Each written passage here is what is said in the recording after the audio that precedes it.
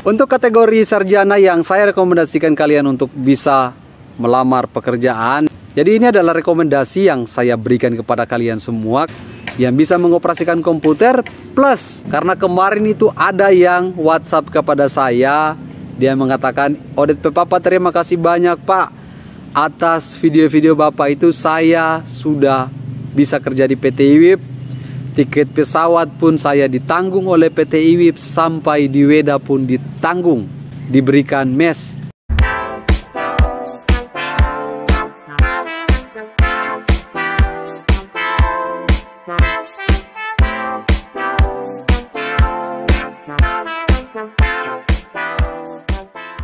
Assalamualaikum warahmatullahi wabarakatuh. Apa kabar teman-teman semua? Halo.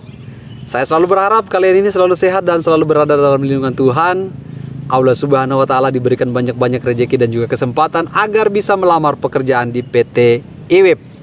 Ada kemarin yang sempat bertanya tentang ijazah sarjana yang sudah terlanjur masuk ke general worker, apa yang harus dia lakukan.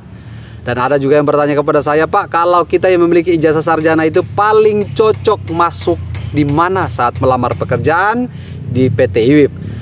Oke, saya akan rekomendasikan bagi kalian yang memiliki ijazah sarjana, baik itu laki-laki maupun perempuan. Tapi sebelumnya, bagi kalian yang belum sempat subscribe ke channel YouTube saya minta dukungannya untuk subscribe dulu agar saya lebih semangat lagi hadirkan informasi kepada kalian semua. Jadi terkait masalah ijazah sarjana tadi, paling bagus itu melamar di bagian apa Pak? Dia pertanyakan kepada saya di PT IWIP. Oke, jadi sedikit saya singgung tentang jenis-jenis pekerjaan di PT IWIP ini. Kadang-kadang itu banyak sekali general worker pun itu memiliki ijazah sarjana Pak. Karena satu yang saya katakan tadi, tidak memiliki skill. Otomatis kalau di industri pertambangan seperti PT IWIP ini atau PT apa saja yang berkaitan dengan pertambangan, itu paling banyak dibutuhkan adalah operator. Walaupun kalian itu sarjana. Ada teman saya sarjana agama, itu dia masuk ke general worker. Karena apa? Karena dia tidak bisa mengoperasikan alat berat. Makanya alternatif satu-satunya dia harus masuk ke GW, tidak ada pilihan lain. Tapi seiring perkembangan waktu dia pun di-upgrade, akhirnya dia masuk ke dalam tim kita. Jadi kalau yang ada ijazah sarjana, di mana saja kalian ditempatkan di PT IWIP, terima saja. Satu yang saya katakan kepada kalian semua, jangan pernah kita menilai diri kita, tetapi biarkanlah orang lain yang menilai diri kita, baik dan buruk di lingkungan hidup kita ataupun lingkungan tempat kerja kita. Biarkanlah orang lain untuk menilai kita. Jadi penilaian dari atasan Cina maupun penilaian dari atasan Indonesia, jika kinerja kalian bagus, maka kalian akan dimutasi. Jadi di setiap konten saya itu saya selalu mengatakan bahwa PT IWIP itu unik. Kadang orang yang hanya memiliki keterbatasan di pendidikan tetapi ditaruh di tempat-tempat yang memang dia kuasai. Jadi kalau untuk pertanyaan sarjana itu paling bagus posisinya di mana? Saya bertanya kepada kalian, apa yang bisa kalian lakukan saat kalian yang sudah lulus dari sarjana? Seperti itu. Ini saya hanya bisa memberikan gambaran. Melamar pekerjaan di PT IWIP itu ibarat kita itu menjual sesuatu. Jadi apa dulu yang kita tawarkan? Jadi kalau kita yang memiliki bekal dengan ijazah sarjana, tapi kalau kita tidak bisa membawa sesuatu atau kita tidak bisa mengoperasionalkan sesuatu tidak sesuai dengan bidang yang kita kuliah tadi, berarti otomatis harus masuk di bagian umum. Tetapi kalau ada keahlian di bagian komputer dan lain-lain sebagainya, itu masih bisa dipertimbangkan nanti ke depan. Karena belum tentu juga ini sarjana yang menguasai komputer. Ada teman saya kemarin juga, dia masih di general worker. Tapi karena di admin membutuhkan orang yang bisa komputer, ya dia ditarik. Di IWIP ini kalau sudah terlanjur masuk non-skill alias general worker, tunjukkanlah kinerja kalian yang baik agar kalian nanti dipilih menjadi kandidat terbaik juga. Kalian akan ditawarkan sesuatu. Kalau kalian bisa, oke, jalankan. Kalau kalian tidak bisa, mundur.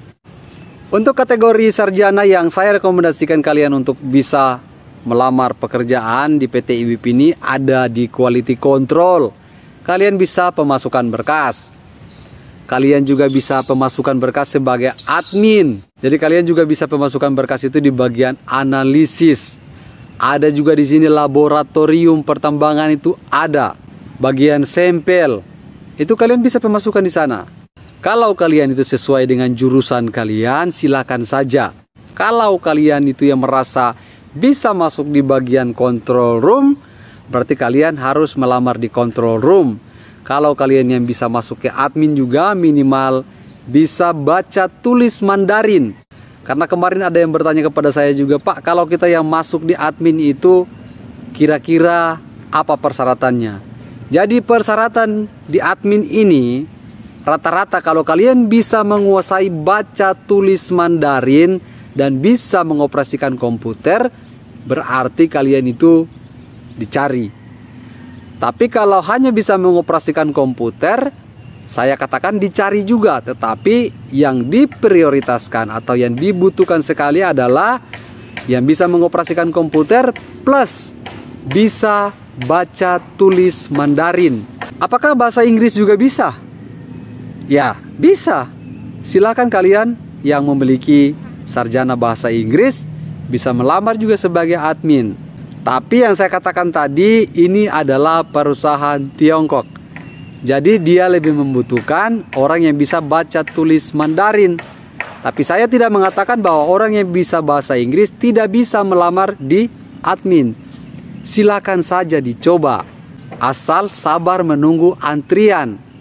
Karena kalau ada orang yang melamar di admin bisa mengoperasikan komputer dan juga bisa baca tulis Mandarin, otomatis yang bahasa Inggris tadi ini nomor 2. Nomor 1 yang saya sebutkan tadi.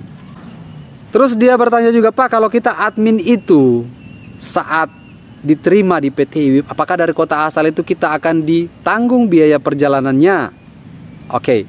Saya katakan kepada kalian semua, mau admin, mau operator, mau apa saja yang melamar pekerjaan dari luar Maluku Utara, saat ditelepon oleh PT IWIP, ada baiknya kalian itu langsung bertanya kepada koordinatornya yang menelpon Anda. Apakah Anda itu nanti akan diganti biaya perjalanannya ataukah tidak? Karena setahu saya biasanya kalau dari luar kota itu, kalian datang ke Ternate nanti akan dijemput di Ternate.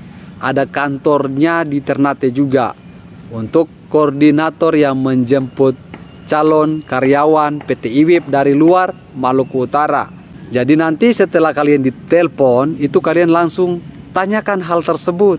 Karena kemarin itu ada yang WhatsApp kepada saya, dia mengatakan, Odet Papa, terima kasih banyak Pak, atas video-video Bapak itu saya sudah bisa kerja di PT IWIP. Tiket pesawat pun saya ditanggung oleh PT IWIP, sampai di Weda pun ditanggung, diberikan mes. Nah itu, tapi saya tidak kepo sampai di situ apakah dia adalah seorang translator ataukah dia seorang operator dan lain-lain sebagainya. Saya tidak pertanyakan itu. Tapi saya hanya mengatakan kepada dia bahwa oke, terima kasih dan tetap semangat. Nanti di video saya selanjutnya saya akan membahas lagi tentang lowongan pekerjaan di PT IWIP. Sampai ketemu di video saya selanjutnya. Salam dan sampai jumpa. Bye-bye.